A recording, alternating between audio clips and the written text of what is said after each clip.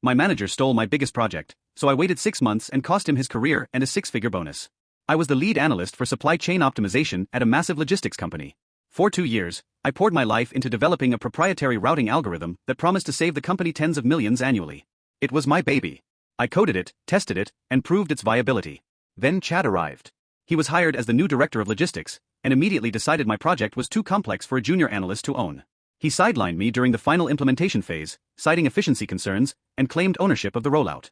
He literally rebranded my internal dashboards and scheduled a major presentation with the C-suite for 6 months down the line, timed perfectly for year-end bonuses. I was furious, but I knew immediate confrontation would just get me fired. Chad was aggressively incompetent, but good at internal politics. I realized my job wasn't to fight him right now, but to let him fail spectacularly, or at least let him expose his own lack of knowledge.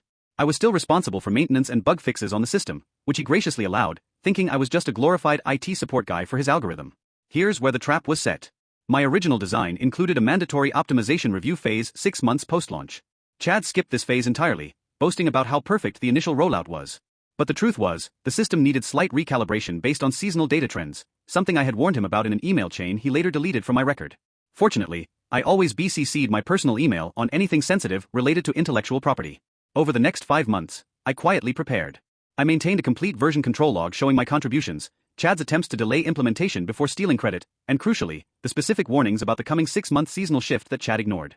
I gathered performance metrics showing a slow, steady decline in efficiency metrics that would eventually prove my optimization phase was vital. Chad was due to receive a massive bonus and promotion based on the supposed success of his rollout in early December. The CEO was visiting the site for the presentation. 2 days before the big meeting, the system completely choked.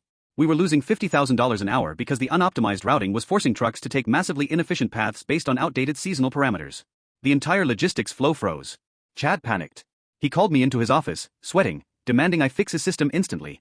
I looked him dead in the eye and said, "Chad, I warned you about the Q4 calibration phase 6 months ago. You deleted the memo. I can fix it, but not for you." I walked straight to the CEO's administrative assistant. I handed her a single, professionally bound document titled Post-Implementation Review and Contribution Audit.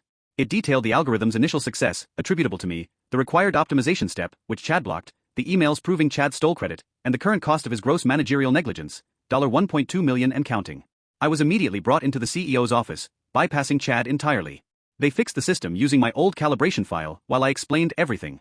Chad was fired that afternoon, less than 24 hours before his big career-making presentation. He lost the bonus, the job, and his reputation in the industry. I got his directorship, the backdated bonus he would have received, and a mandate to restructure his entire department. The silence when they escorted Chad out of the building was the most satisfying moment of my career.